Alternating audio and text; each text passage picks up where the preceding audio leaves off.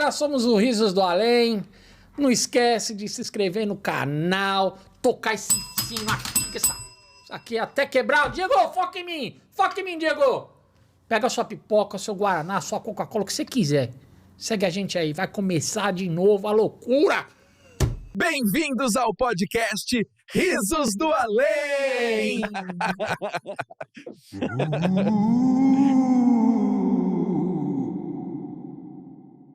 Tudo bem, pessoal? Sejam todos bem-vindos. E hoje, nesta época turbulenta em que vivemos, esse programa vai ser uma verdadeira hecatombe nuclear, não é? Porque nós vamos hoje destrinchar com o nosso convidado um pouco dessa transição planetária. Fala um pouco da pessoa sensacional que nós temos hoje, Vicky. E hoje temos aqui Antônio Demarchi, ele que nasceu em Duartina, São Paulo, e veio para São Paulo com 18 anos. Já psicografou 17 livros e é trabalhador do Centro Espírita A Caminho da Luz, Água Rasa, São Paulo. Profissionalmente, é executivo de uma grande indústria química de produtos químicos em São Paulo. Seja muito bem-vindo, Antônio Demarchi. Só atualizando, são 21 livros. 21! Olha só! Já tem mais. Já veio mais, então, hein? Ai, que legal. Muito obrigado, muito feliz por estar aqui com vocês. Um programa diferente, em que podemos trazer, assim, conhecimentos, curiosidades e riso. Sim. Uma coisa, assim, que se torna descontraída, que é muito bom, acho que para todos nós, que a gente aprende muito quando a gente está descontraído. Que aí a gente presta atenção e as coisas fluem mais rápido, né? Muito feliz por estar aqui com vocês. Com certeza. Marco, para mim é um privilégio ter você aqui. Você sabe que eu te acompanho há muito tempo e admiro demais o seu empenho na seara espírita, a dedicação, enfim. Mas vamos começar, a gente gosta sempre de começar falando um pouco da pessoa, né? Então, Antônio Demarchi, como é que foi a mediunidade na sua vida? Você já nasceu vendo assombração ou você foi aprendendo a ver assombração ao longo da vida? Como é que foi isso para você? A assombração sempre esteve presente na minha vida. Encarnado e desencarnado. Na verdade, eu nasci aí fala, nasci em Duartina. Duartina é uma cidade, mas eu nasci no sítio, no mato. E até 18 anos trabalhava na roça, morava num sítio que não tinha água encanada, não tinha luz elétrica, não tinha nada. E no meio do mato, onde não tem luz, não tem essas coisas, a assombração é o que mais tem. Vixe Maria. A gente tinha medo de saci pererê, a gente tinha medo de mula sem cabeça, a gente tinha medo de tudo. E quando a gente tem medo, a gente vê assombração na sombra. E eu tive algumas experiências assim que foram... Hoje eu falo assim, gente, como é que pode? Mas naquela época a gente acaba vendo. E aconteceram coisas assim muito estranhas no sítio. Acontecia. A gente falava, não é possível que essas coisas... O quê? Assim da gente acordar no meio da noite com batida na porta, meu pai levantava, a gente ia ver e não tem nada na porta de fora. E a gente falava, é o lobisomem, é a mula sem cabeça soltando fogo pelas ventas aí. Então, essas coisas assim que a gente vai vivendo essa experiência e muita crendice também. Uhum. Experiências assim com a espiritualidade. Mudou para o sítio uma senhora que se dizia espírita e essa foi minha primeira experiência com o espiritismo, mas que foi de uma forma desagradável, porque a gente tinha medo dela, porque ela era espírita, ela recebia espírito e a gente tinha medo, a gente ia frequentar lá, ela fez na casa dela, dava passe, incorporava o espírito, fungava, naquela escuridão eu era criança e ela dando aquele espaço na gente assim, gente, eu saía mais assombrado do que quando entrava. E depois o passe disse que era pra gente ficar calmo. Eu voltava assim e não dormia à noite. E aí teve uns episódios interessantes. A primeira vez, uma vez assim, era umas 3 horas da tarde, devia ter o quê? Uns 8, 9 anos, eu voltava da escola e já tinha uma enxadinha me esperando, eu ia para o trabalho, assim, sempre em alguma rocinha perto de casa. Mas começou a aparecer no céu assim uma figura em forma de triângulo, uma forma luminosa e brilhava. E todo mundo chamou a mulher que era espírita, ela foi lá e todo mundo já assustado olhando aquilo, mas assim, bem no alto, não era uma estrela, não era uma coisa estranha, parado lá, brilhando. E ela recebeu o espírito e falou, é Nossa Senhora. É Nossa Senhora e ela está falando que o mundo vai acabar. E todo mundo se ajoelhou e rezou. E aí daí a pouco rezou, todo mundo assustado e aquele negócio sumiu. No fim do dia passou um helicóptero. Naquela época a gente era do mato, não tinha assim muito conhecimento. Então os caboclos falavam assim, mas que avião é aquele? É um avião de porrete, porque em cima tinha um negócio que virava assim, não tinha asa, não tinha nada. Passou o helicóptero. Era um balão. Caiu numa cidade vizinha. Antigamente eles soltavam aqueles balões meteorológicos. Depois que a gente ficamos sabendo que era um balão que tinha caído numa cidade vizinha e aquele balão ficou lá e a gente vendo aquilo e aquela coisa. Então a experiência assim com o espiritismo não foi assim das mais agradáveis. A gente tinha medo, aquela coisa. Quando eu vim para São Paulo, eu tinha 18 anos, se eu visse um centro espírita lá, eu passava do outro lado, eu falava, vai que eu passo na frente assim, o espírito fala, vem cá, vem me agarrar. Senão, aquele medo, cara. Mas as coisas são assim, né? E as coisas vão acontecendo de uma forma que eu acho que tudo tem um momento certo. E antes de realmente conhecer o espiritismo, também tem outros episódios muito interessantes. Eu trabalhava numa empresa lá no Ipiranga e eu comecei a ter curiosidade, porque eu comecei a ouvir falar muito em espiritismo, em Federação Espírita, mas eu tinha aquele receio, vou, não vou, acredito. Aí apareceu um amigo lá, ele falou assim, olha, tem um centro aí, vamos lá conhecer, é interessante. E o cara era curioso, o nome dele era Rolando. Ele falou, eu gosto de ir lá porque as conversas, quando o espírito incorpora, é muito engraçado, mas eu não acredito em nada daquilo. Eu não acredito. Eu vou, mas não acredito. Maravilhoso, mano. E aí nós fomos, o Rolando era o nosso líder. Aí chegamos lá, sentamos, era aquele sistema antigo ainda de mesa, por isso que o pessoal falava mesa branca. Era uma mesa comprida, com uma toalha branca em cima. As jarrinhas de água. As jarrinhas de água, o pessoal incorporava e o médium dirigente ia por trás, conforme incorporava, ele ia conversando. Aí naquele dia sobrou um espaço vago. Ele olhou na assistência, devia ter umas 10 pessoas na assistência e nós éramos um grupo lá de 4. Ele olhou para o Rolando e falou, você, senta aqui. Ele falou, nossa, justo o Rolando que não acredita em nada. Aí sentou o Rolando. E ele foi passando um por um, chegou no Rolando, botou a mão na cabeça e falou, fala, meu irmão. Ele falou, fala o quê? Fala o que você está sentindo. Você deve estar na escuridão, você não está vendo nada. Não, tô bem. Não, você não está bem, não. Você está perturbado. Você não percebe que você já morreu, que você desencarnou? Não, não morri, não. Morreu, sim. Oh, meu Deus do céu, meus irmãos, vamos fazer uma oração para esse irmão aqui, porque ele está na escuridão, não percebeu que morreu ainda, e todo mundo rezando. E a gente preocupado, falando, nossa, será que o Rolando realmente recebeu algum espírito aí? E a conversa continuou cada vez mais estranha. Meu irmão, agora, olha essa luz que está vindo na sua direção. Eu não estou vendo luz nenhuma. Não, vamos orar mais que o nosso irmão não está bem. Agora, olha bem, olha quem está do seu lado. E ele lá olha, não estou vendo ninguém não. Ô, meu irmão, então nós vamos pedir para esses irmãos aqui, os mentores, levarem você. Mas antes de ir embora, dê o seu nome. Rolando. A gente achando que o Rolando era o Rolando. Então essas coisas assim que você fala assim, meu Deus do céu, às vezes por isso que a gente precisa conhecer espiritismo, estudar, entender e saber como é que funciona, porque tem certas coisas, tem pessoas assim que são de boa vontade, a gente percebe, mas que não tem conhecimento, que não percebe.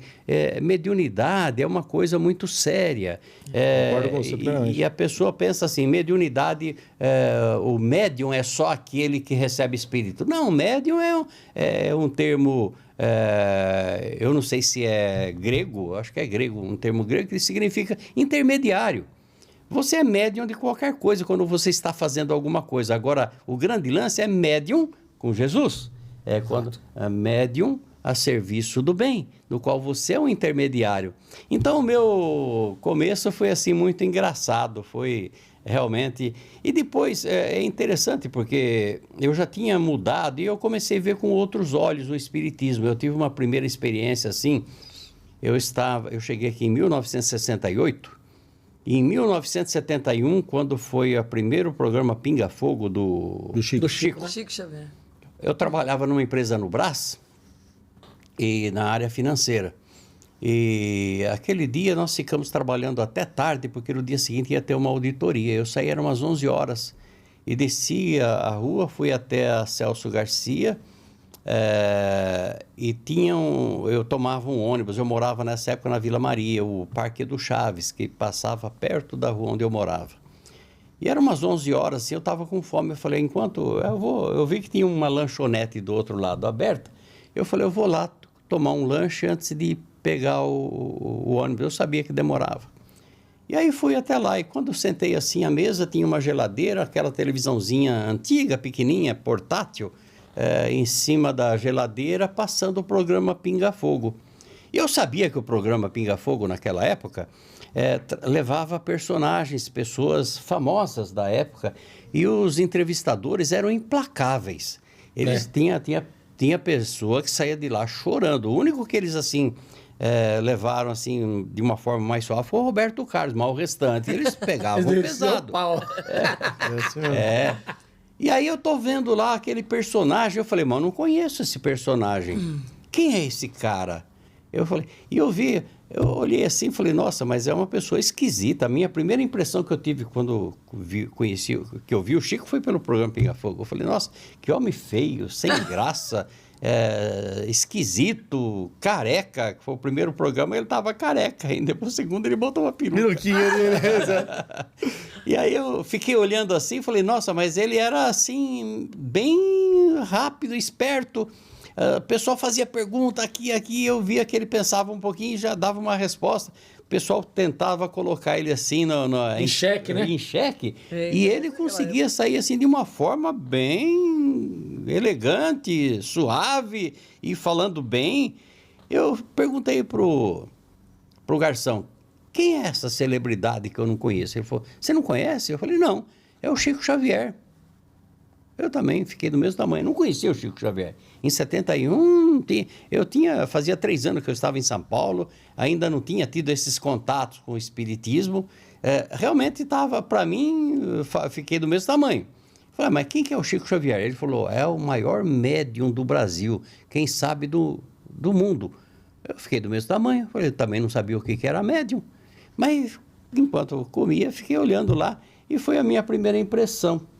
Quando eu vi o Chico Xavier pela primeira vez, e aí achando interessante, porque ele dava umas respostas, realmente ele saía assim com elegância, saía E isso assim. é muito legal, porque quando você vê os programas que ele participou, eles apertavam ele, mas ele foi ganhando o respeito dos entrevistadores. Exatamente. Então tinha hora que eles eram até educados para serem grosseiros. Eles me mudaram, desculpa, eu não concordo. Eles mudaram ao longo do programa, eles foram mudando, assumindo uma atitude de respeito. Foi muito legal isso aí. E aí demorou 10 anos, cara, para eu conhecer o Chico Xavier. Em 1981, ele esteve em São Paulo, num centro lá no Campo Belo, na Rua Demóstenes. Se eu não me engano, é o Seara Bendita. Aí eu já era espírita. Eu já tinha mudado a minha concepção a respeito do Chico Xavier.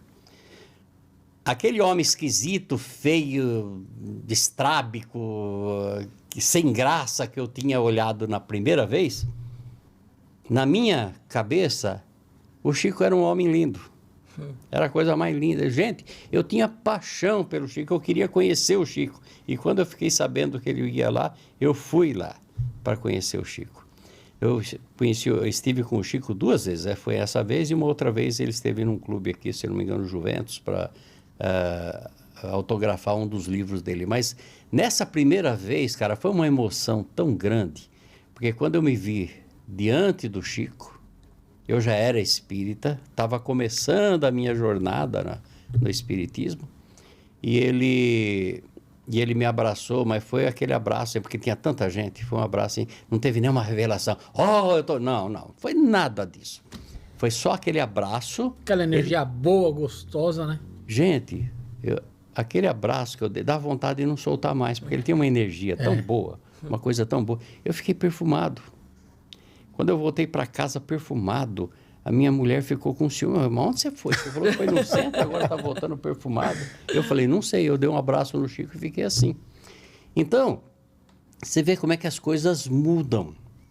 E eu jamais imaginei, eu comecei, porque eu era uma pessoa, quando eu comecei a tomar conhecimento do Espiritismo, eu me apaixonei pela doutrina. Eu queria ser um instrumento, eu queria fazer coisas boas. Eu queria, e tanto que o primeiro centro que eu fui, que eu comecei a frequentar, depois do episódio rolando aí, eu trabalhava no Ipiranga e tinha um centro lá na rua Gama Lobo, um centro pequenininho, eu comecei a ir lá. E eles tinham um programa de assistente a necessitados, egressos, pessoas portadoras de hanseníase. Sim. E eu tinha naquela época um Corcel 73. Fiz sucesso com aquele Corcel. Meu primeiro carro foi um Corcel 74, que era o Corcelzinho 1. Eu acho até legal você estar falando isso, porque talvez só nós dois nesta mesa saibamos o que é um platinado quando cola. Entendeu? Você sai com o carro e não volta com ele. É maravilhoso. E esse Corcel 73 era o máximo, porque o Raul Seixas cantou até na música: eu comprei meu Corcel 73. Foi muito legal. Eu comprei de segunda mão, mas ele estava novinho, bonitinho. Eu saía de fim de semana com um amigo da empresa, a gente ia... eles pediam para a gente coletar, principalmente óleo de soja na época, porque os outros óleos não faziam bem para pessoas portadoras de hanseníase. E a gente começou a trabalhar. Depois eu fui para um outro centro, aí eu fui para a federação, fiz o curso médio na federação e cheguei à conclusão que a federação era maravilhosa, mas era muito grande para mim. Eu queria estar num centro pequeno onde eu pudesse fazer diferença. Lá eu era mais um. Aí fui para um centro muito pequenininho, lá no Alto da Moca, na Travessa do Ferreira, que eu acho que ainda tem lá. Não sei se tem, cara, que isso já faz tanto tempo. Isso foi em 1978, por aí. E lá eu conheci uma pessoa também extraordinária, Maestro Rafael Puglielli. O Maestro Rafael Puglielli, ele era maestro da antiga, extinta TV Tupi. Sim. Ele foi maestro e arranjador daquela cantora Maísa Matarazzo. E ele conheceu o Chico no Pinga Fogo. E depois, mas antes, ele tinha tido uns problemas assim, ele começou a ter uns problemas e naquela época tinha o Padre Donizete em Tambaú. Alguém se lembra do Padre Donizete em Tambaú? Não, ninguém sabe, né? Aí vocês têm que colocar no Google. Coloca no Google que vocês vão ver quem era Diego, o Padre Donizete. coloca aí, hein? Diego. Oi. Foca em mim.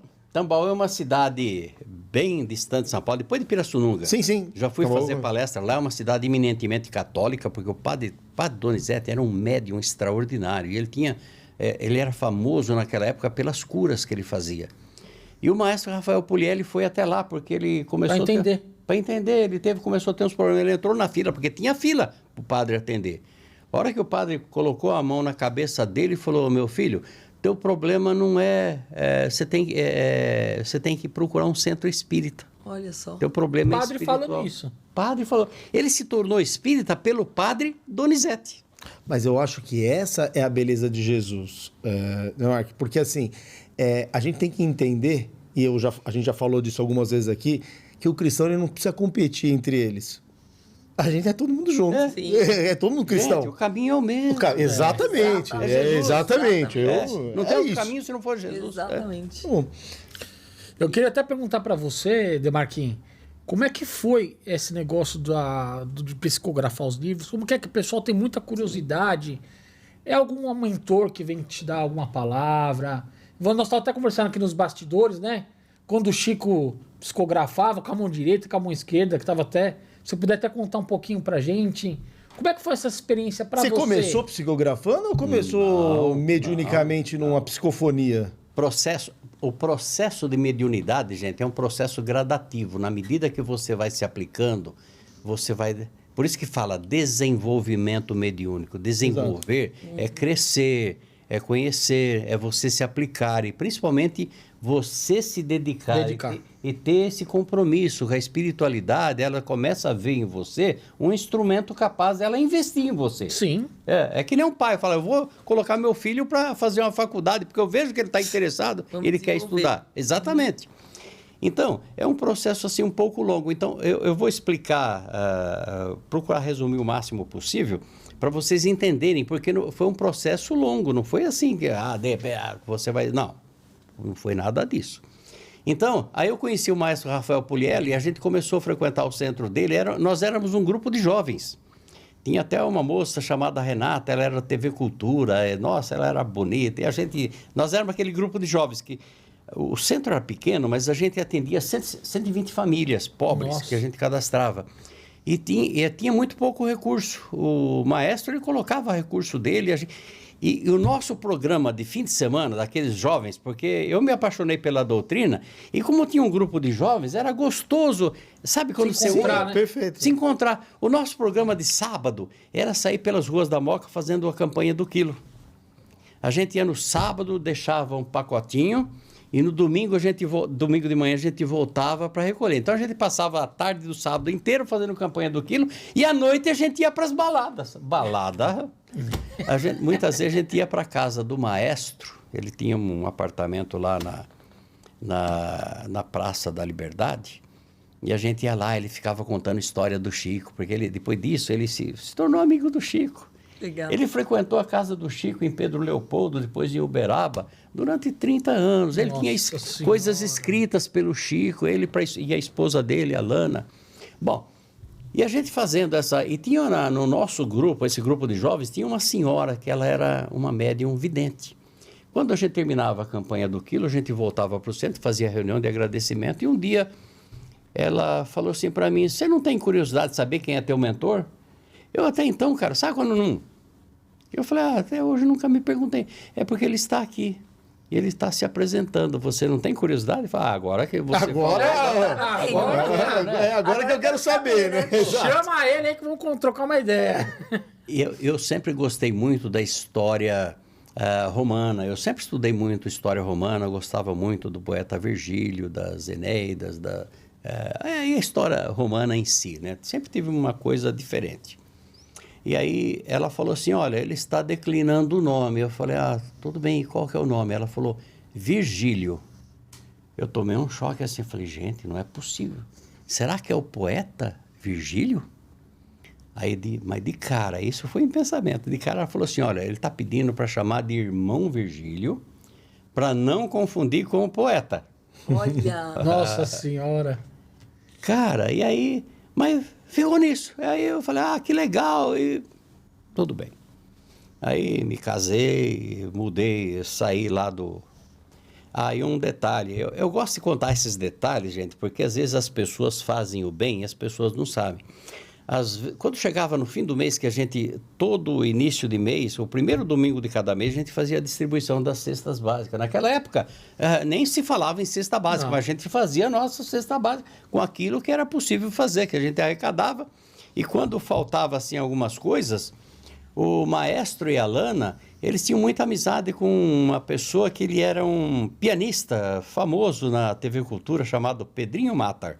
Alguém já ouviu falar de Pedrinho Matar? Ninguém, né? Procura no Google depois. Diego, você tá tendo trabalho hoje, hein? Você vai trabalhar, você vai fazer... Hoje ele vai. Edição, viu, Hoje Diego? ele vai ter que... Que não seja deselegante. E outro que ajudava era o Juca Chaves. O Juca Então, Chaves. esse a gente conhece. esse sabe. Já melhorou. Já melhorou. Já melhorou. Uma referência. Um problema menos pro Diego. Então, gente, chegava no fim do mês, eles alternavam. Um mês era o Pedrinho Mata e outro mês era o Juca Chaves. Então a Lana ligava, Pedrinho, estamos precisando de tanto para comprar mais mantimento lá. Ele falava quanto e mandava o cheque, cara. Ele mandava o cheque. E o Juca Chaves era uma coisa, ele mandava a esposa dele, a Narinha, levar lá. Que legal. Então, detalhes assim interessantes que eu acho que as pessoas fazem o bem muitas vezes e a gente não tem conhecimento. Eu faço sempre questão de lembrar o Pedrinho Matar, eu gostava, eu sempre fui meio estranho que eu gostava, ouvia o programa dele, porque eu fiquei conhecendo na casa do maestro, e aquelas músicas, assim, ele tocava umas músicas, ele tinha um programa na TV Cultura, era piano, eu não lembro, prelúdio do piano, não sei, alguma coisa assim, ele tinha um programa na TV Cultura. E aí, então, passou um tempo, cara, aí eu fui para esse centro aí, e eu percebia que eu já tinha alguma facilidade de falar. E quando eu começava a falar, eu sentia um envolvimento e a palavra fluía. Fluía, naturalmente. Naturalmente.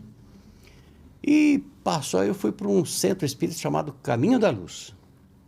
Aí foi onde realmente eu consegui me aplicar, desenvolver. Que é onde o senhor está até hoje, né? Hoje eu não estou mais, porque eu faço muitas palestras e hoje eu estou mais... eu tenho ainda ligações lá com Sim. eles, vou lá de vez em quando, mas hoje eu já não frequento mais o Caminho da Luz, porque eu tenho tanta coisa para fazer. E lá no Caminho da Luz eu sou mais um hoje também. Então eu quero... quem que vai fazer palestra lá no centro dos Cafundó do Judas? Que ninguém vai. Porque as pessoas falam assim, vai fazer palestra lá no... Por que você não faz palestra lá no Centro Espírita da Dona...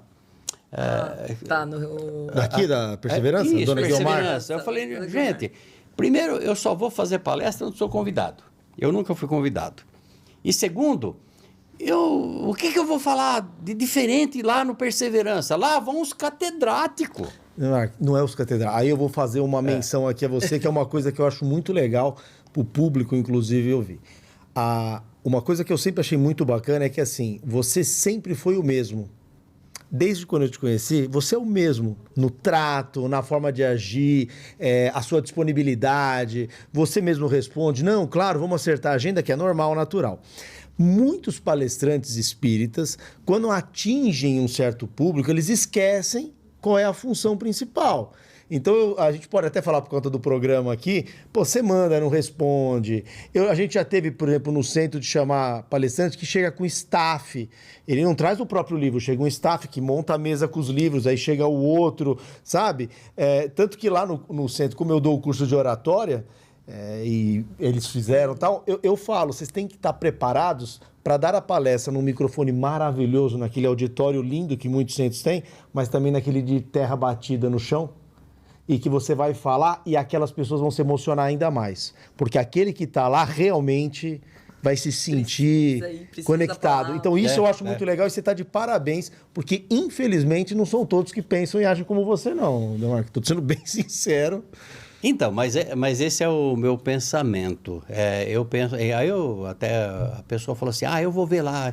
E até hoje não veio o convite, eu também respeito. Já fui lá assistir muitas palestras maravilhosas, respeito, conheço o trabalho que eles fazem assim, que olha, tirar o chapéu. Mas eu nunca fui fazer palestra e deixa os outros fazerem a palestra. Porque lá não falta candidato a fazer palestra. Sim, não falta. É verdade. Sim, exatamente. Agora, quem que vai fazer palestra lá no Seara do Mestre, lá do Guaianazes, lá no Tumbuqutu? Exatamente. Lá não vai ninguém. O Demarque vai. Eu vou. Se tiver agenda, né? Porque hoje a agenda é bem lotada. Às vezes eu fico até chateado. Essa semana ainda recebi um convite. Você tem agenda para esse ano? Não tenho mais, cara. Nossa, temos uma honra aqui. Tá Então, falando? é uma Você honra tá estar vendo? com você aqui hoje. Mas então, eu vou hein? explicar.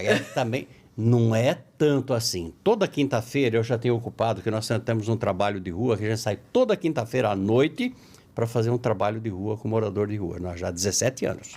Que foi, inclusive, inspirado num dos nossos livros. Eu não trouxe. Tá aqui. O Anjo da Caridade. Esse livro fala sobre morador de rua. E um pessoal da Vila Mariana leu o livro. E inspirados no livro, eles criaram um serviço de atendimento a morador de rua. Caramba, É. que legal. E aí saiu uma reportagem no jornal do bairro lá da Vila Mariana. Nessa época, eu frequentava lá o Shopping Santa Cruz e entrando assim, tinha uma gôndola na entrada com um jornalzinho do bairro e tinha um título assim, Anjo da Caridade. Fazia 1 ano e pouco que eu tinha publicado o livro, falei, será que tem alguma coisa a ver com o livro? Peguei o jornalzinho, que era de graça, né? Sim. E subi para a praça de alimentação e fiquei lendo e tinha. Aí a reportagem falava desse pessoal que leu o livro Anjo da Caridade, o Antônio Demarque, e inspirados no livro, eles haviam criado um grupo de assistência a morador de rua. Isso é maravilhoso. Nossa, cara, aí eu fui procurar o pessoal da redação do jornal, né? Entrei em contato com o pessoal, estamos juntos há 17 anos, saindo todas as quintas-feiras. Ontem eu não pude ir porque Muito fui legal. fazer uma palestra em Arujá, no Amor em Ação. Mas normalmente eu só falto de quinta-feira quando tem algum Então, outro uma compromisso coisa muito como importante. esse. Mas o grupo está lá. Então, Legal. aí, voltando aí para vocês entenderem, olha, eu comecei no Caminho da Luz e comecei nas palestras da Dona Marlene, que era a presidente. O Caminho da Luz é aqui do lado da Avenida Sapopemba, aqui do ladinho. Um centro espírita grande também, um auditório, cabe 900 pessoas. Caramba. E aí, mas quando a gente começou era aqui na Rua Jalisco, aqui embaixo, aqui do lado da Abel Ferreira. O centro pequenininho, cabia o quê? Umas 150 pessoas. Também não era tão pequeno. Mas quando eu cheguei lá, a dona Marlene falou, você vai fazer palestra. E me botou para fazer palestra, cara. E aí que eu comecei a perceber que quando eu estava assim fazendo palestra, eu me sentia envolvido. E era uma coisa mais forte do que eu. Eu preparava um tema e às vezes eu saía fora do tema. Então, isso daí é uma coisa muito legal que você está falando, porque assim, isso acontece muito comigo até hoje.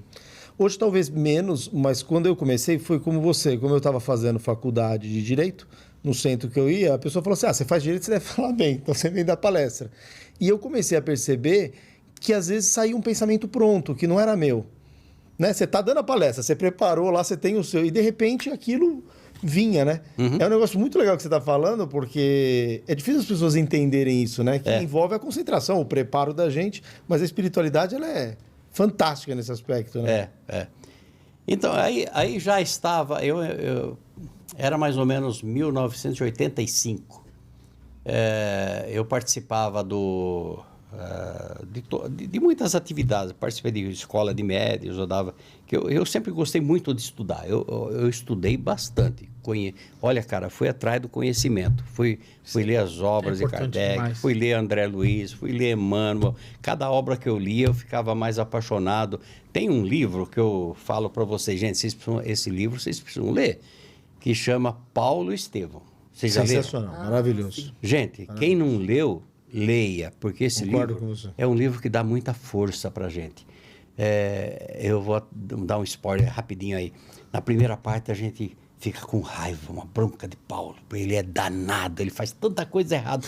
A segunda parte a gente ama Paulo. Gente, e quando termina o livro você fala, gente, que pena que terminou. Eu já li esse livro umas 10 vezes e é interessante. Legal.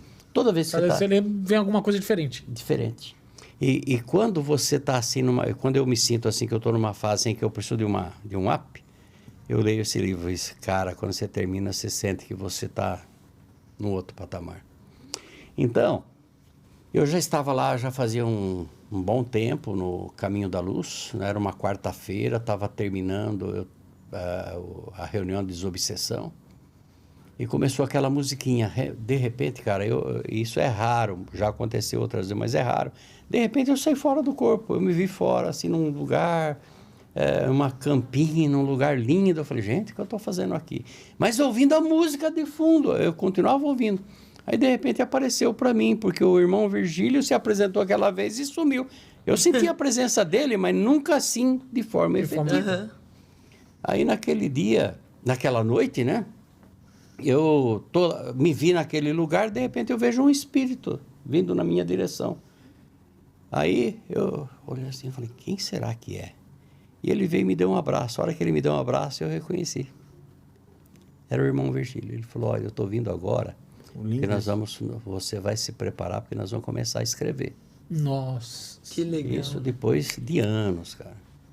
Que é até uma dúvida que a Vicky tinha, né? Então, a gente estava conversando da sua vinda e ela até queria te perguntar justamente isso, né? Porque quantos anos você levou para psicografar? Você já tinha começado? Aí é outra história. Depois que ele me falou isso, eu fiquei pensando, gente, mas eu vou escrever o quê? E foi assim rápido, porque encerrou, eu voltei... E acabou. E acabou. Nessa época, eu morava lá em Moema, e às vezes eu ia dormir assim, ficava pensando, mas e aí? Não vem nada. Aí uma noite, era assim, mais ou menos meia-noite e meia, minha esposa dormia, meus filhos dormiam. Eu estava naquela noite, eu não conseguia dormir. Aí eu senti a presença dele, ele falou, vamos começar agora. Era meia-noite e pouco, aí a gente foi para a sala, e aí ele falou assim, nós vamos tentar nos ligar. Ele falando tudo mentalmente, não é assim como a gente está falando. Sim, mentalmente. Aí eu peguei uns lápis e comecei a rabiscar alguma coisa. Cara, foi 1 ano eu rabiscando, fazendo coisas, escrevendo história, que começava a vir assim, eu começava a escrever. E é interessante que começou de uma forma e terminou de outra, porque a gente foi se ajustando, afinando a sensibilidade e a sintonia. Tanto que foi o primeiro livro, que são 12 contos. Mas o último foi tão longo que aquele livro... Passou a madrugada escrevendo. Não, noite, foram assim. vários dias. Qual foi o primeiro? Qual o título desse? Aí tem uma história interessante também, porque eu recebi a inspiração assim, vai se chamar Pretérito Imperfeito. Olha. E aí foi outra... Eles que dão o nome do livro.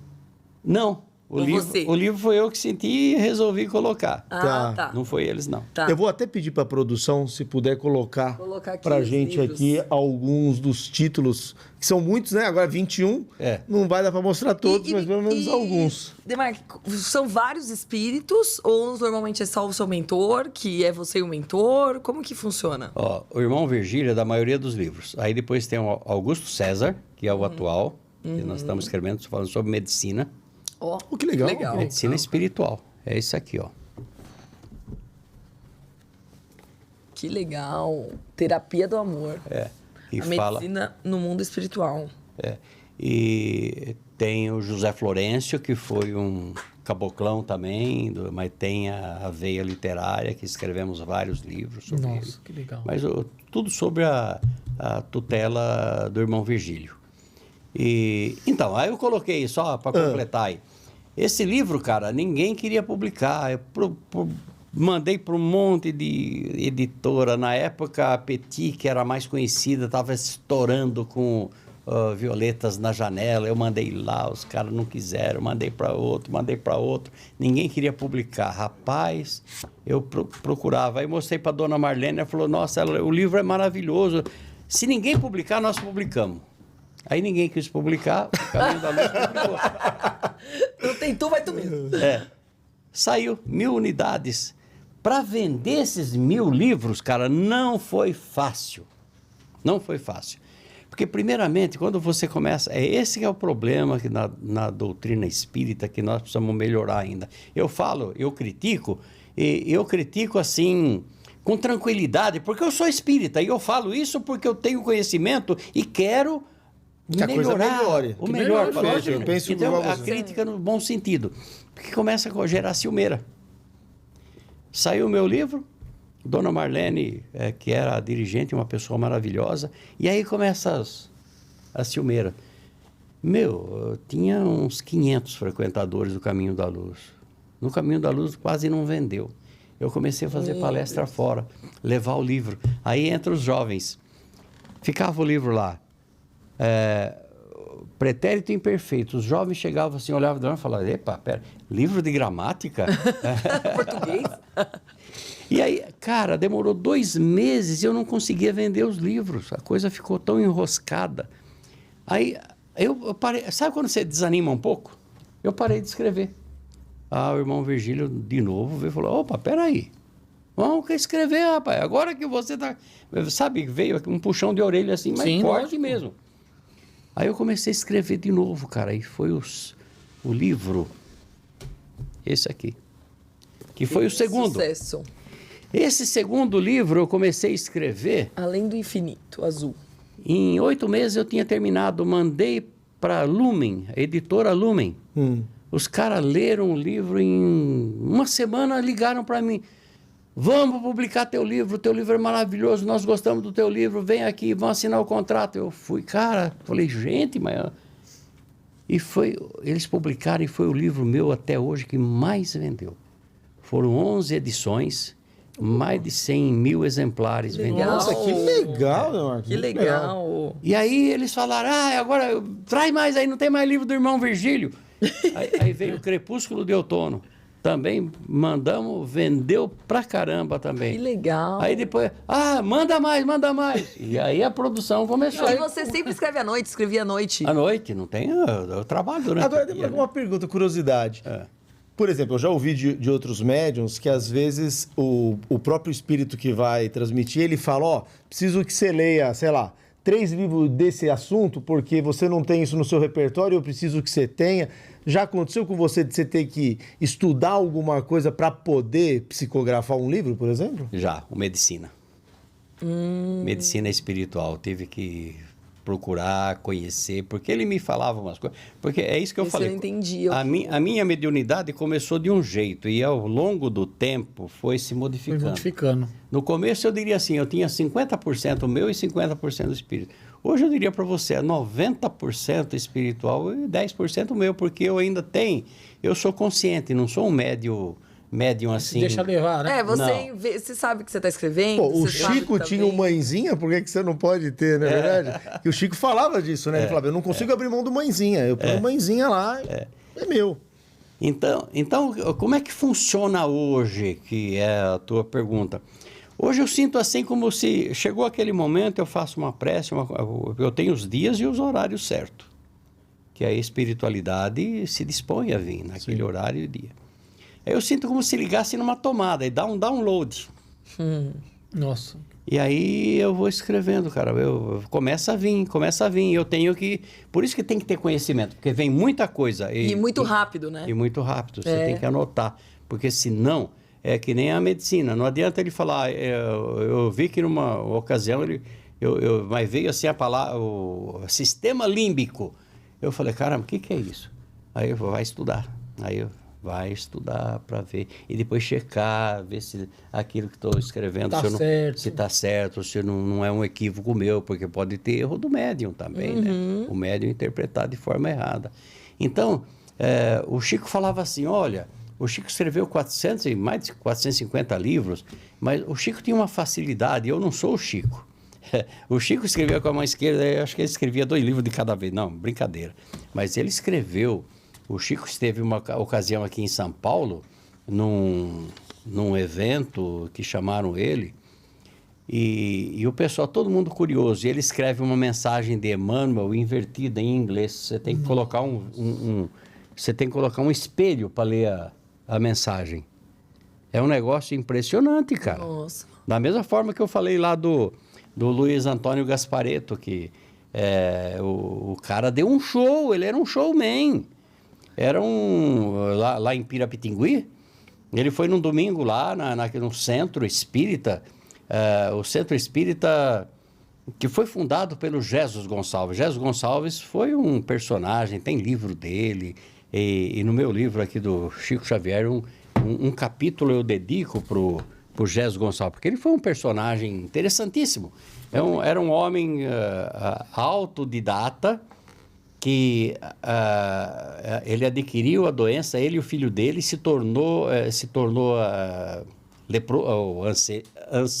adquiriu a hanseníase, né? E foi inicialmente para Aimorés, depois foi transferido para Pirapitingui. Em Pirapitingui ele ficou revoltado, porque não era só ele que ficou com essa doença, o filho dele também. Então isso doía, ele se revoltou contra Deus, uma coisa assim, uma história lindíssima. E no fim ele conhece o Chico, ele se torna espírita e ele funda um centro em Pirapitingui. A colônia que hoje ainda existe lá, mas mudou isso. Eu frequentava Pirapitingui, eu frequentei lá 2 anos, 80 e 81. Já faz tempo. Hoje ainda tem grupos que vai lá, mas mudou muito, porque é uma cidade mantida pelo governo. Sim. Pelo governo do estado. Então mudou, foram proibidos, uma série de coisas, mudou.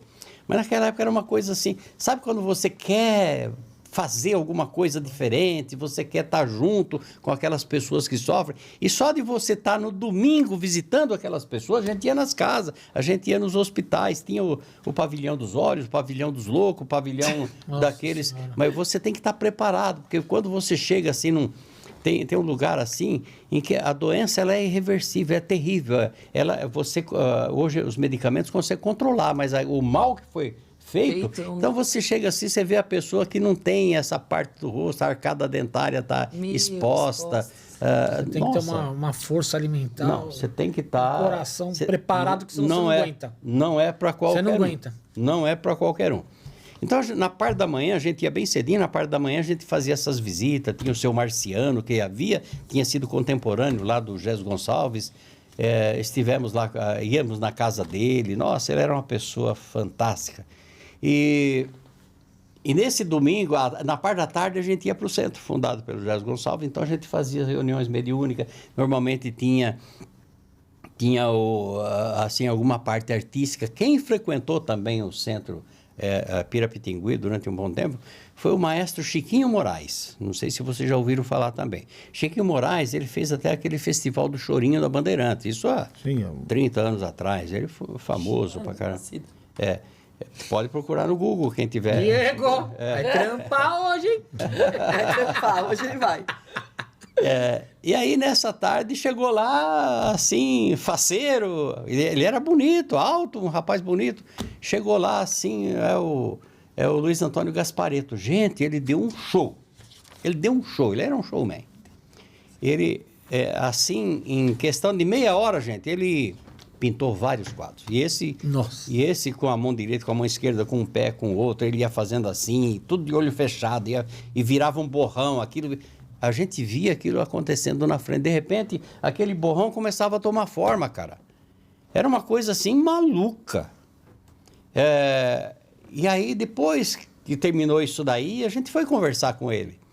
E naquela época, ele me deixou preocupado, porque eu estava na doutrina, eu adorava a doutrina, adorava o Chico, adorava Emmanuel, adorava André Luiz, sabe aquela coisa assim? E aí, conversando com ele, ele falava assim, o Chico está ultrapassado. Não é possível. Por quê? O Chico, ele é muito bonzinho. André Luiz está ultrapassado. Eu falei, pai, por que o André Luiz está ultrapassado? Ele fala assim, olha a linguagem que ele usa. Postou-se genuflexa. Gente, como é que usa uma linguagem dessa? Aí começou a trazer assim, alguns pontos de escrita. Emmanuel, ele usava assim, olhou assim para o horizonte, aquele arrebol. Gente, isso não existe. Fala logo, ajoelhou e rezou. Fala logo, olhou assim para o horizonte e viu lá o pôr do sol, a coisa mais linda. Não precisa ficar com essas frescuras. Eu falei, gente, o cara é doido mesmo.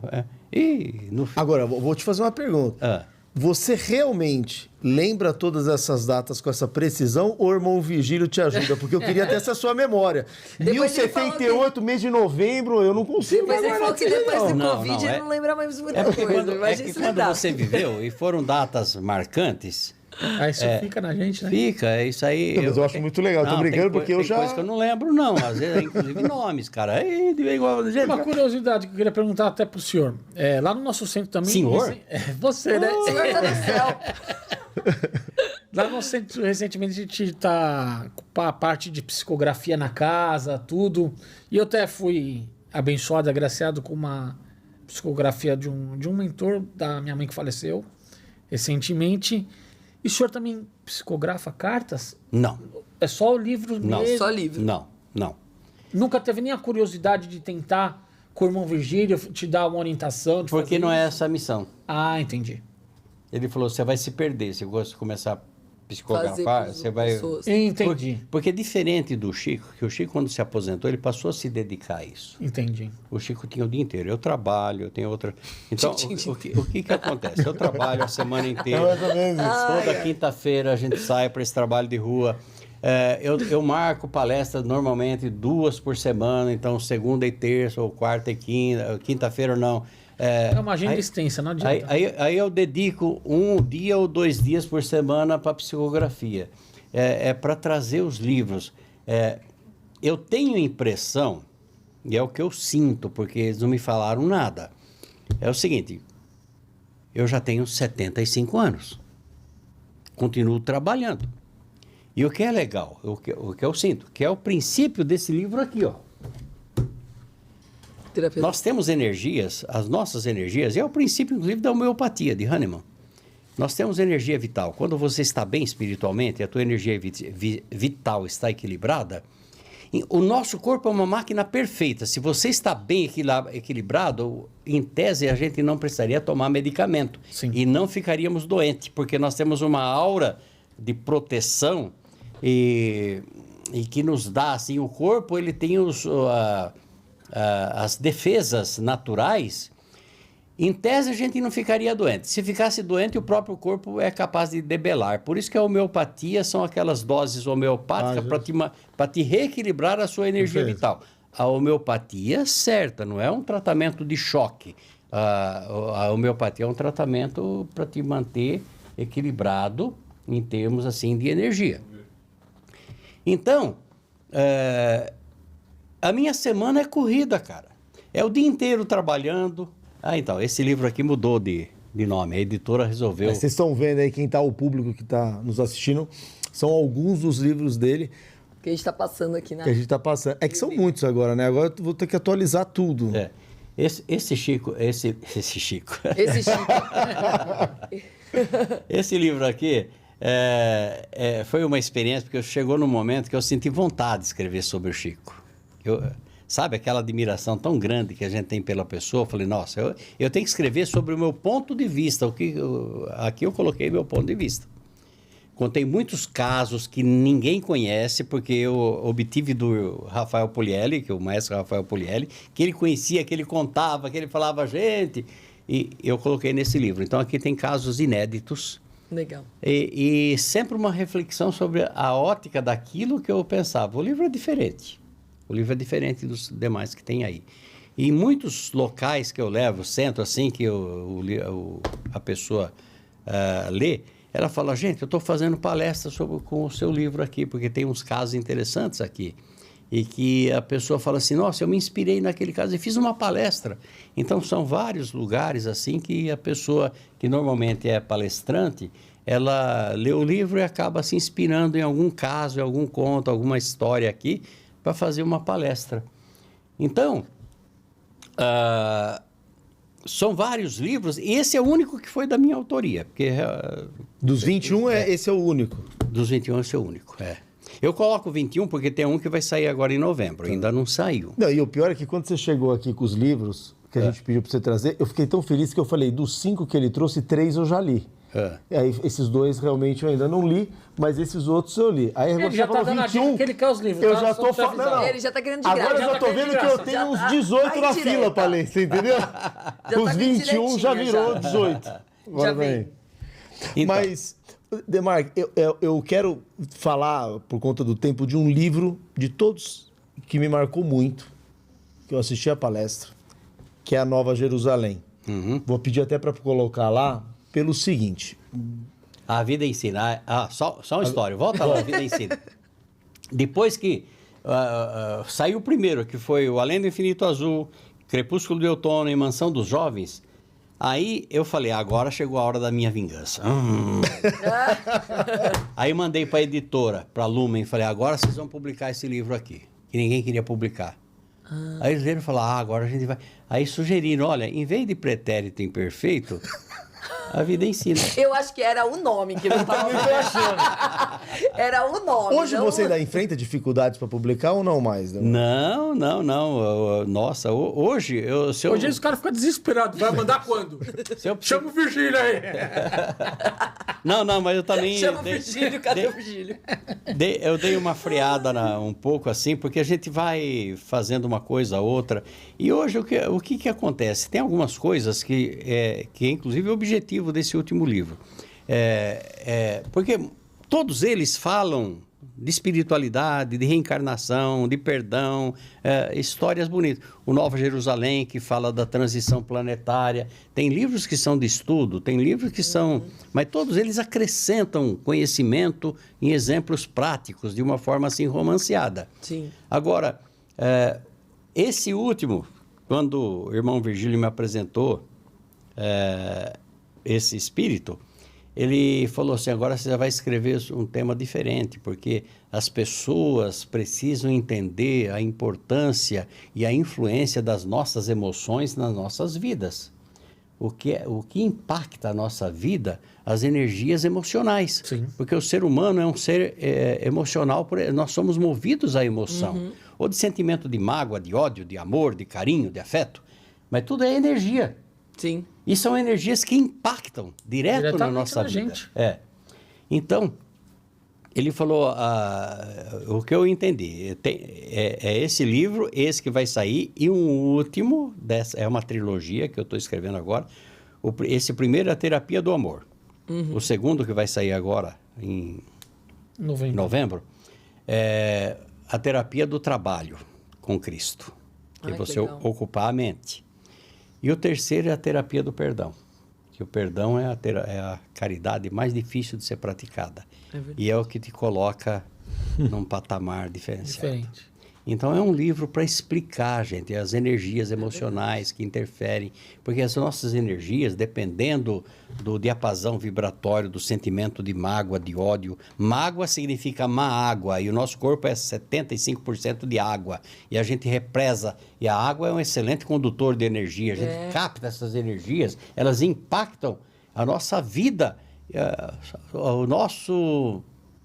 a nossa alegria, sucesso, fracasso, doença, saúde, tudo começa... A alopatia, ela trata o efeito.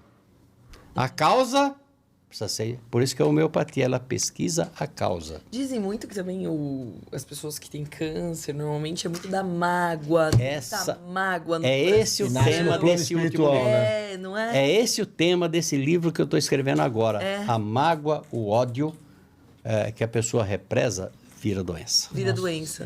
Vira Vira doença. câncer. Sim, vira. E vira mesmo. É? Eu acredito muito nisso, porque tive já casos na família e assim, a gente percebe que é da mágoa, sabe? Da mágoa da pessoa Da não ali superação das... guardado ali, que não foi pra fora. Às vezes, muitas vezes aí. Principalmente a pessoa que não consegue extravasar. A gente grita, xinga, chora. Mas a gente já joga pra fora. É verdade. E que só que guarda pra si, fica ali e aí o corpo joga pra fora, né? O corpo sofre. O corpo sofre. Agora... Porque reflete no corpo Isso. físico, somatiza. Agora vamos voltar lá pra pergunta do Ale da transição. Mark, nós estamos vivendo um momento que eu acho que o que mais se fala no meio religioso em geral, e principalmente no meio espírita, é da transição planetária, é do apocalipse, é do arrebatamento, que eu até brinco que nós estamos alinhados com os evangélicos, né? A única diferença é que o evangélico acha que vai arrebatar os bons e a gente acha que vai arrebatar os ruins. Mas né? Os dois estão bem alinhados com o arrebatamento. Você já falou disso, e esse livro já tem alguns anos. Com tudo que você tem visto, sentido, lido, enfim, sendo intuído, qual é a sua visão deste momento? Porque a gente sabe que o mundo está bem instável, né? Se a gente olhar espiritualmente, tem até o mentor do nosso trabalho lá, ele falou uma coisa muito impactante para nós, que ele falou assim, numa orientação, ele falou, vocês têm que entender que o planeta está colapsando espiritualmente. Então, vocês estão numa batalha espiritual. Então, assim, como é que você enxerga isso? Como é que você acha que a gente deve agir? Enfim, qual a sua visão desse tema? Eu sei que é um tema espinhoso muitas vezes, que é muito profundo, né? É muito profundo e precisa ser analisado e estudado, porque não é simples. Transição planetária ocorre no universo inteiro. Faz parte do grande projeto de Deus, que Deus criou uma humanidade. O objetivo é que a gente se aperfeiçoe e chegue nosso destino é a perfeição. Agora, como é que chega à perfeição? E nós não estamos só no planeta Terra, tem outros por aí, a gente já sabe, exilados de Capela, como é que foi. Lá também passou por um processo igual que nós estamos passando aqui hoje. E aquele pessoal que foi lá reprovado veio para cá. Muitos já voltaram, deixaram grandes obras aí. Mas hoje, no planeta Terra, nós estamos passando... Eu diria para você que nós já estamos bem no olho do furacão. E não é assim, a transição planetária vai começar no dia 1º de janeiro de 1950. Não é assim. Mas é um processo gradativo e a gente explica no livro. Ela começou a vir assim de uma forma gradativa, porque faz parte da transição. As pessoas falam assim, porque quando se fala, a pessoa que não tem conhecimento dá a impressão que está tendo uma batalha ferrenha no plano espiritual e que o mal está vencendo e aos 45 minutos do segundo tempo Jesus vai chegar com uma espada flamejante e acabou! Ô, Glória! Não é assim. Está tudo sob controle, está tudo de acordo, porque nós só revelamos o que temos dentro de nós quando formos colocados em prova. Exato. É verdade. Perfeito. Então, nenhum de nós está aqui por acaso. Nós reencarnamos num período de transição planetária. No Apocalipse, João Evangelista diz que nesse período, quem é santo, santifique-se ainda. Quem é justo, justifique-se ainda. Agora, quem é sujo, suje-se ainda. Então, ele está dando a dica. Se você é do bem, você tem que provar que é do bem. Você tem que se justificar. Você tem que dar testemunho. Porque o envolvimento é tão violento, as energias negativas são tão violentas e os convites às coisas erradas são tão grandes que aquele que não estiver preparado sucumbe. E só que isso tem que acontecer. Porque só pode haver a seleção do joio e do trigo no momento em que você revelar quem é você. Exato. É verdade. Exato. Que aquele que entrar naquela sintonia, que o número 666 tem um número cabalístico aí, que a gente conta aqui no livro, que é seria assim um teor vibratório específico que dá o número 666. Quer dizer, as pessoas que estiverem naquela sintonia vibratória vai ser separado. E aquele que é santo, que se santificou, aquele que é justo, que se justificou, esse vai herdar a Nova Jerusalém arrasada, porque antes de acontecer isso, ainda vai acontecer muitas coisas. Ah, meu Deus, jura por Deus. Eu já tava contando com um meteoro caindo aqui. Eu fiz até dívida já, gente. Tem que cair, esse meteoro tem que cair logo. Fez até um carnezinho. Já fez um carnê pra falar pra mim que em 2 anos esse mundo ia acabar. Então eu tô contando com isso. É difícil. Mas é uma coisa gradativa. Então o que acontece? Existem espíritos, as hordas espirituais negativas que estão no lado espiritual, eles têm consciência disso. Eles sabem, mas eles sabem que eles viveram pro ódio. São espíritos que têm conhecimento, são espíritos inteligentíssimos, que têm conhecimento. E que o ódio foi uma opção, se posicionar contra a ordem, porque eles são contra a ordem divina. Tudo que é contra, eu sou contra. Então, o que eles sabem que vão para um planeta primitivo começar, mas em terra de cego quem tem o olho é rei. Eles sabem que vão chegar lá e eles vão dominar. Então, na cabeça deles. Uhum. Então, o que eles fazem? Eles querem levar o máximo possível. Eu vou pro poço, mas eu vou levar... Vou levar todo mundo junto. Você pode até falar isso, né? Dos trabalhos como que era de 30 anos atrás e como vem evoluído, porque você está há muito tempo nessa parte de desobsessão. Você vê como a maneira dos trabalhos vem mudando, né? Porque bastante. Faz 30 anos que eu trabalho com desobsessão. A minha trajetória foi mais para esse caminho. E é uma coisa que eu falo, a gente tinha certas manifestações que eram recorrentes, né? Então, sei lá, antigamente era muito fácil você ter gente do alto clero que tinha desencarnado, e você tinha aqueles diálogos extremamente dogmáticos. Depois você tinha muito trabalho de magia, disso, daquilo que tinha. Hoje... E eu acho que é fantástico que você trouxe da trilogia que você vai lançar, porque hoje eu vejo que, apesar de tudo isso, a maioria dos problemas são emocionais. Sim. As pessoas, na verdade, elas são reféns desses ataques espirituais porque elas se sintonizam muito fácil com isso. Existe hoje um convite nessa sociedade hedonista aos prazeres. Então, vamos ter prazer de qualquer jeito, a qualquer momento.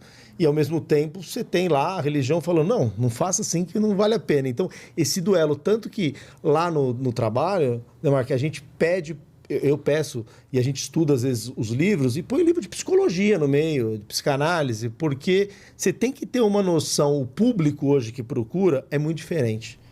A gente atende pessoas lá que são judias, que são evangélicas, de todas essas formas, e que chegam, mas que estão com problemas emocionais, né? Então, eu já estou ansioso pro lançamento dos outros dois, mas isso mudou muito. Acho que você também percebe isso. Terapia do Amor? Esse já. Porque a gente estava quando você foi dar uma palestra no centro que a gente participava, você estava no lançamento deste, inclusive. Mas o que mais me marcou mesmo foi a Nova Jerusalém, porque é um assunto que, como eu sempre trabalhei, sempre me interessou muito, né? Dessa mudança. E é legal até você falar isso que você está falando, que o pessoal às vezes tem uns espíritos que eles são meio iludidos, né?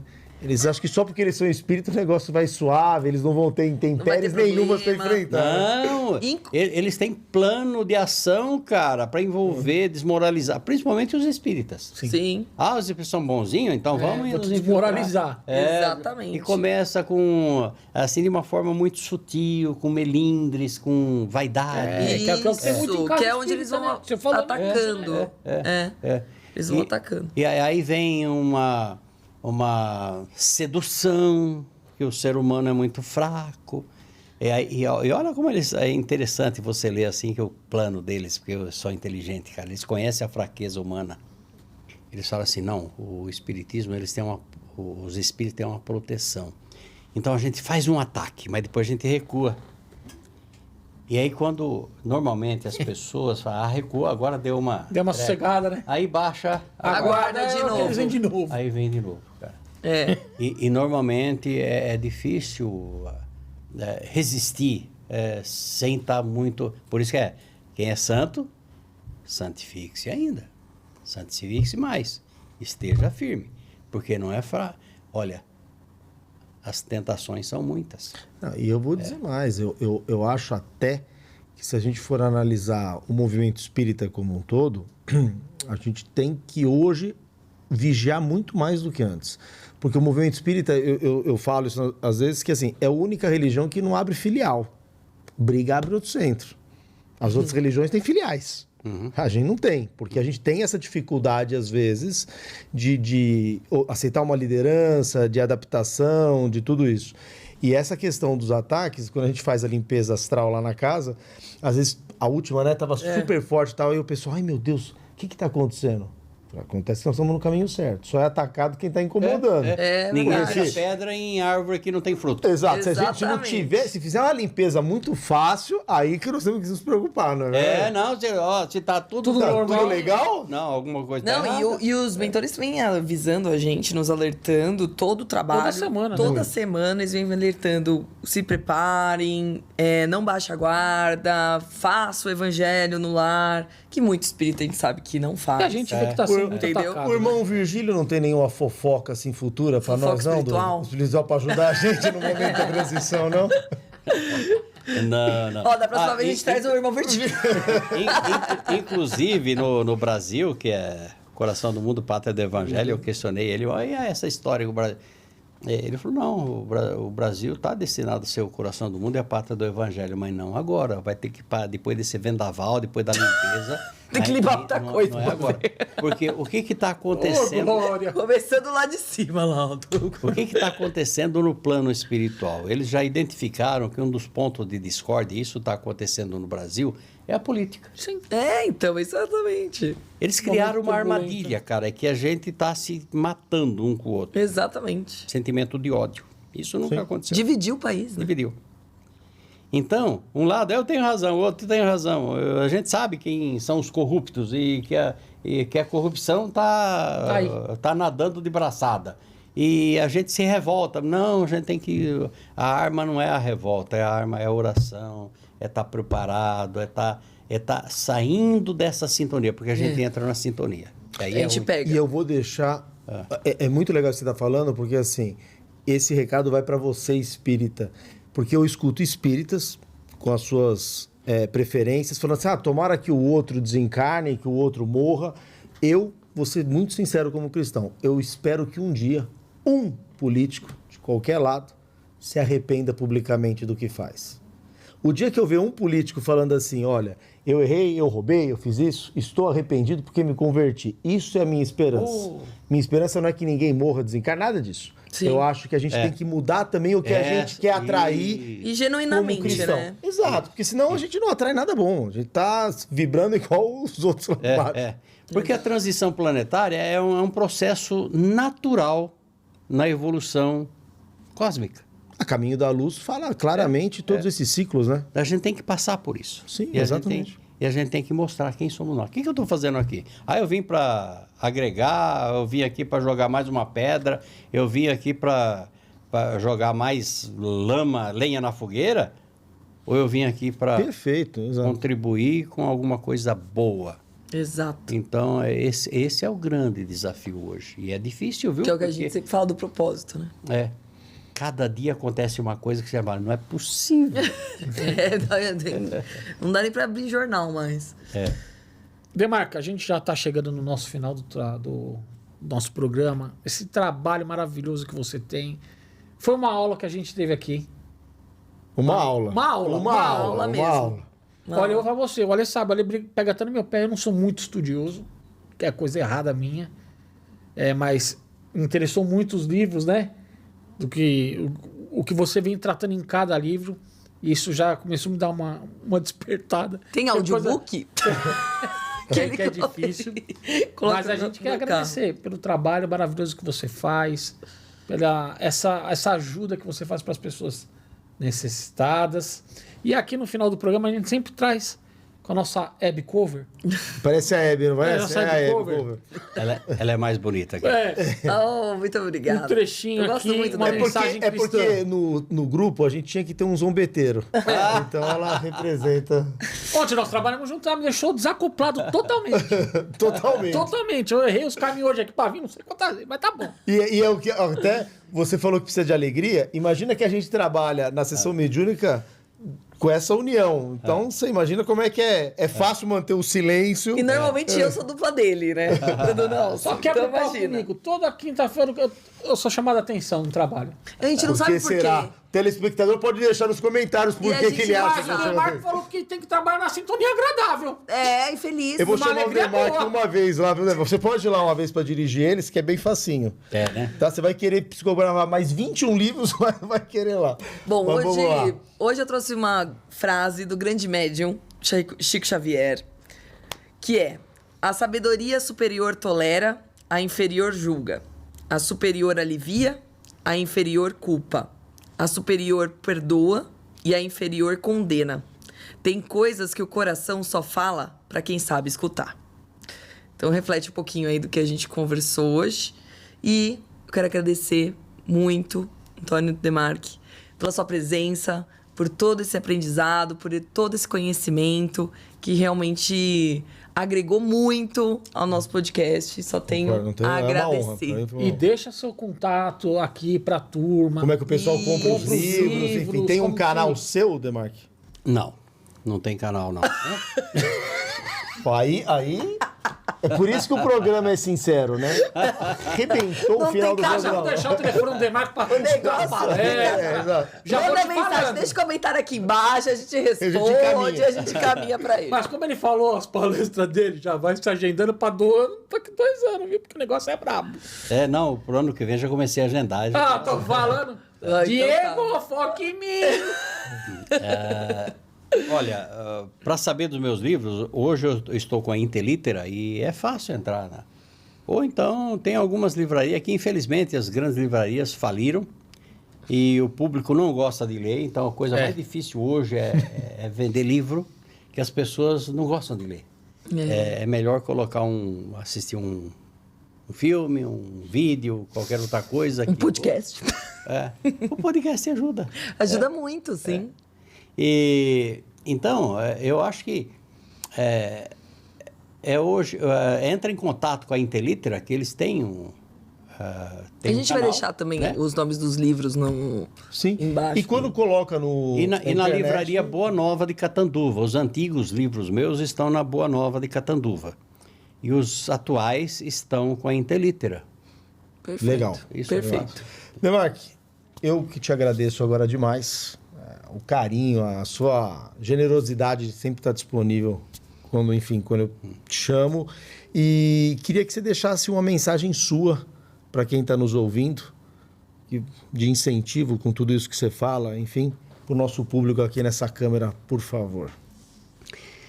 Tem um ditado que diz o seguinte, já que você leu Chico Xavier. Me diga com quem andas, eu te direi quem és. Nosso pensamento é energia. Essa energia ela tem uma tonalidade vibratória de acordo com a tonalidade vibratória da nossa emoção, do nosso sentimento. E para o nosso pensamento, que é essa energia, ela não tem barreira, ela vai embora para o espaço. E aí entra uma palavra-chave do Espiritismo chamada sintonia vibratória. Então, de acordo com o teu pensamento, com a tua emoção, você está mandando mensagem para o espaço e entrando em sintonia online em tempo real com espíritos encarnados e desencarnados que estão naquela faixa de sintonia. Então, se você vibra carinho, amizade, afeto, amor, desejo de fazer o bem, você está emitindo energias quintessenciadas, luminosas, como diz André Luiz, para o espaço. E entrando em sintonia com espíritos que amam, espíritos felizes, espíritos que desejam fazer o bem. Mas se você emite pensamentos de ódio, de mágoa, de ressentimento, de rancor, de inveja, de maledicência, negativismo, você está mandando energias para o espaço e entrando em sintonia com espíritos doentes, infelizes, vingativos, espíritos que desejam o mal. Então, por essa ótica de pensamento e por esse entendimento que é a realidade, eu diria assim: me diga o que pensas e eu te direi com quem andas. Porque nós escolhemos as nossas companhias espirituais pelo nosso pensamento. Então, essa é a minha mensagem. Perfeito. Perfeito. Que lindo. Perfeito. Muito legal. Perfeito. Mark, obrigado. Vocês aí de casa, muito obrigado. Tenho certeza que todo mundo gostou. E até a próxima, né, galera? Até a próxima. Beijo grande. Obrigada. Tchau. No além tem risos pra valer, espiritualidade pra você entender. Com leveza a gente vai contar histórias que vão te fazer gargalhar. Risos do além, vem ouvir, vem sentir. O invisível aqui vai se abrir, com humor e alma pra te envolver. É o podcast que vai te surpreender.